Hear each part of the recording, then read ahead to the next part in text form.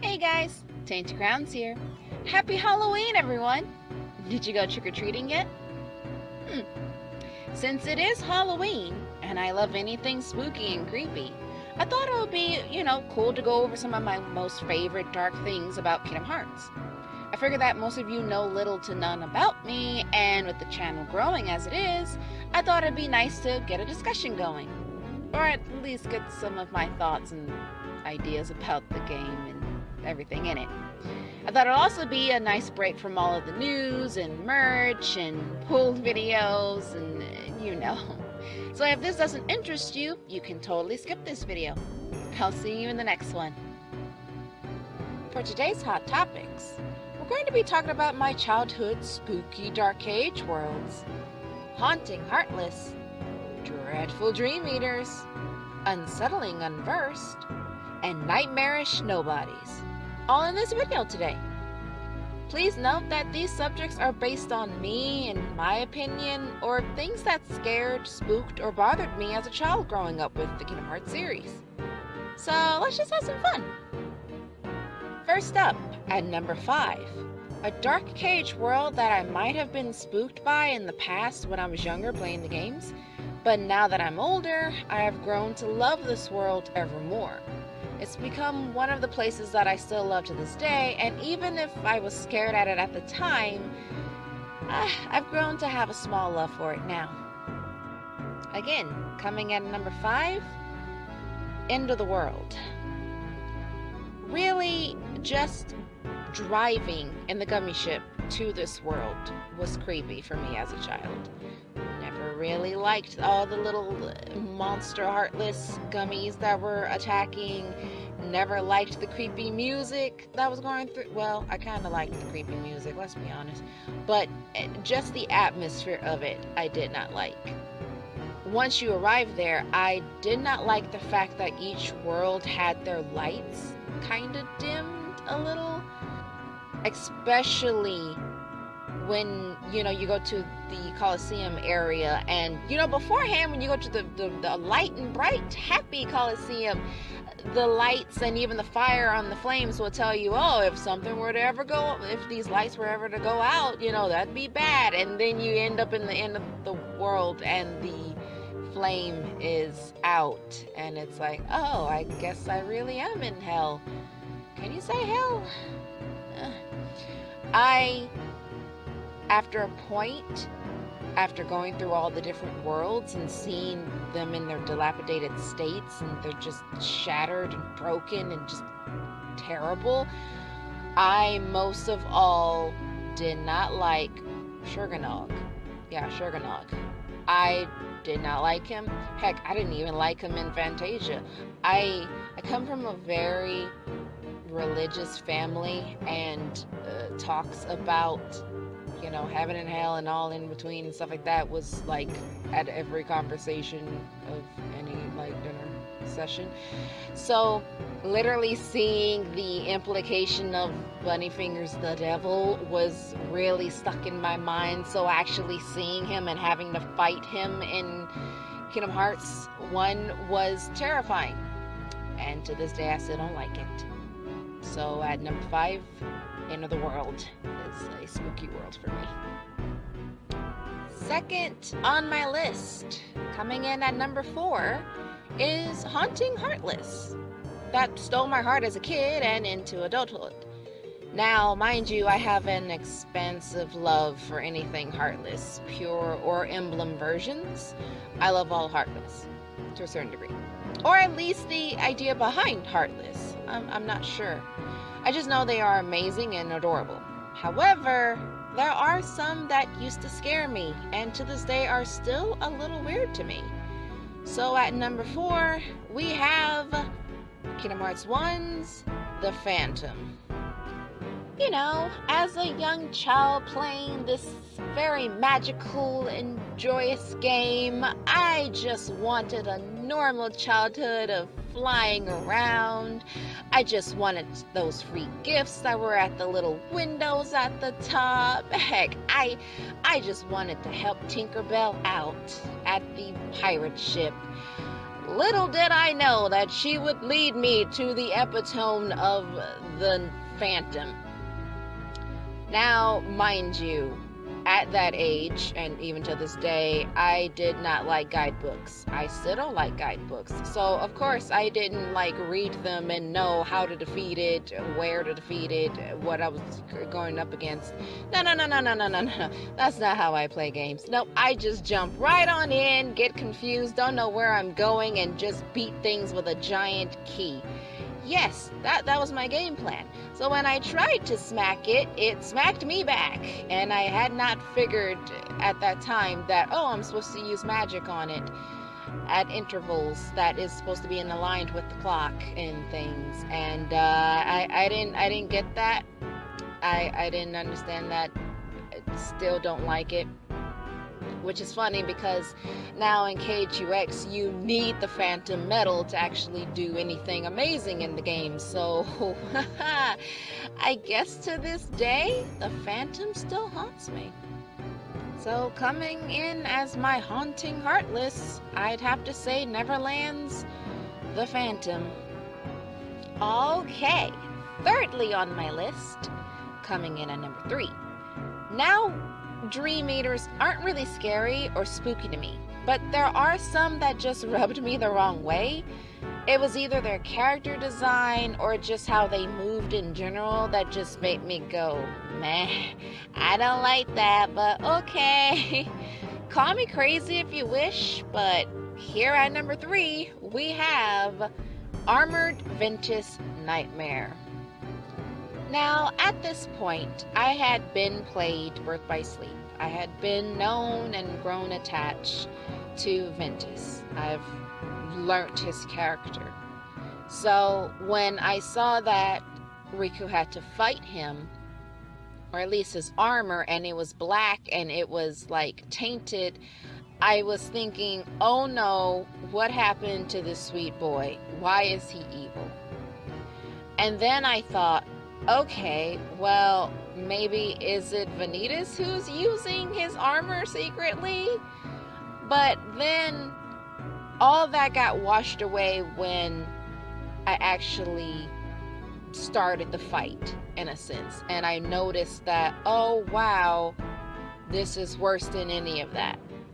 This is worse than any of those other battles.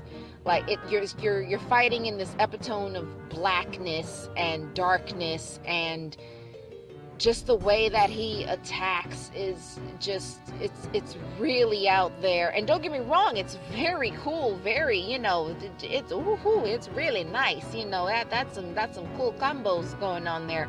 But to see it at face value of thinking this is possibly Vin being taken over by the Norts, or actually being found out after everything Aqua had done to keep him safe, that's the unsettling part for me, or to me, at that time. And it's less finding it creepy, more finding it just odd, really. And I guess at the end, when you finally defeat him, the thing that really made my heart drop was to see the armor shatter away and you see Sora. And then to see him drop face first into the dark pool of abyss and dissipate again. That was hard. And this is coming from a person who's not that attached to Sora, but being attached through the eyes of Riku, who's fighting all this and whatnot, being his Dream Eater and stuff. It's wow, this is terrible. A part of me was happy that it wasn't Vin, but the other half of me was well, what's happening to Vin if this is happening to Sora? So, coming in at number 3, again, Armored Ventus Nightmare. Now, next on our list, the ever-loving, unsettling Unversed. Ruled and made from the even more ever-loving edgelord Vanitas himself. I have to say, that just like the Heartless and the Dream Eaters, I absolutely love and adore Unversed. However, there are some that just seem to kind of irk me, either in design again or the idea of just what formed the concept to make them in the first place. Kind of like, was his hatred, emotions towards certain things is the reason why he birthed these creations? So on my list of top 5s, we're at number 2, The Lost Runner. Again, another thing that I found very odd about this Unversed is, well, the fact that it is a boot. And not to say, oh, are you afraid of boots? Well, no, not like that. It's the sense of, was his hatred towards boots is the thing that made it turn into a boot? And the more I thought about it, the more I was like, well, you know, if you kind of go off of the novel and stuff that, you know, he was abused and beaten and things of that nature, it made me come to the idea of, was he kicked so much by Xehanort's boots that his literal emotions of like anger or whatever may be turned into the form of boots? It puzzled me more than spooked me, but it definitely made me unsettled about it, because just to even think or fathom that what his Unversed takes the form of is literally how he sees these things already was like interesting. But the fact of that it's literally a boot just left me really unsettled. If that's the case. If not, then I'm probably just going crazy and reading too much into things. But if that is the case, jeez, man. All right. Last but not least, coming in at the most amazing number 1 of things that either really freaked me out or made me think a little bit too hard onto things, we have nightmarish nobodies that either annoyed me, spooked me, or just rubbed me the wrong way with their design. Or just simply kept trying to kill me and I was at a loss of how to defeat it in the beginning. Either way, these creatures are at the lowest end of my favorite enemies for KH, and if they happen to be your favorite, awesome, keep loving them. But I still don't like them. And in the very beginning, though I was a little older playing KH2, there is one enemy that still spooks me. Coming in at the number 1 spot, Twilight Thorn. That's right, you heard it right.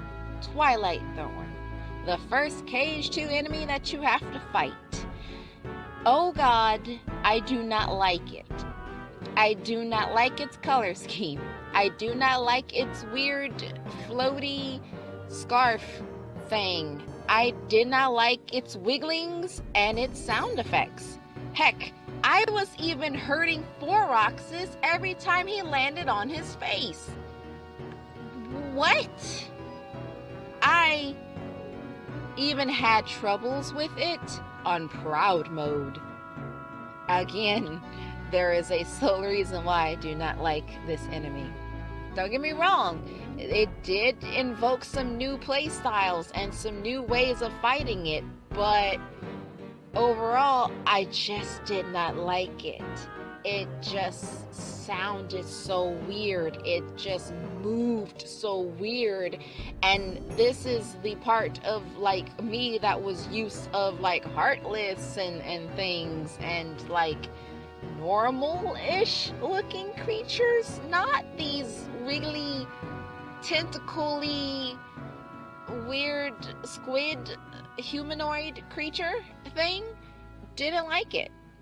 And heck, I can admit, even to this day, I still don't like it. I call it the Dust Bunny because it just looks like a dust bunny in some weird way.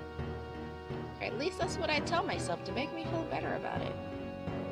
But yes, the Dust Bunny is my number 1 thing that has always spooked me. And I still don't like it. So, this is where we get to the honorable mentions of each section. For the worlds, Traverse Town. Haunting Heartless, Shadow Sora. Dreadful Dream Eaters, Zolifant. Unsettling Unversed, Venus Remnant. And Nightmarish Nobodies. Honorable mention, Xemnas. Well, the armored controller version. Well, I had a much longer video going in detail of each sections of my top 5s and explaining my childhood with each one. Yeah, that video would have been an hour long, and no one wants to hear me talk that much. Maybe in the future I'll post my top 5 worlds and enemies in detail if anyone would be interested in that. Heck, who am I kidding? You know I'll post those videos, since I have them all after all. Except there'll be multiple ones and they'll be spread out so that you guys don't, get totally sick of me. Alright everyone, that concludes this week's Halloween special video. I hope you enjoyed, found out something new, exciting, or fun today. So if you think you'll enjoy videos like this more in the future, please hit that like button, subscribe for more, click that notification bell for all updates, and I hope you have a spectacular Halloween. And with that, I'll see you later, Wayfinders.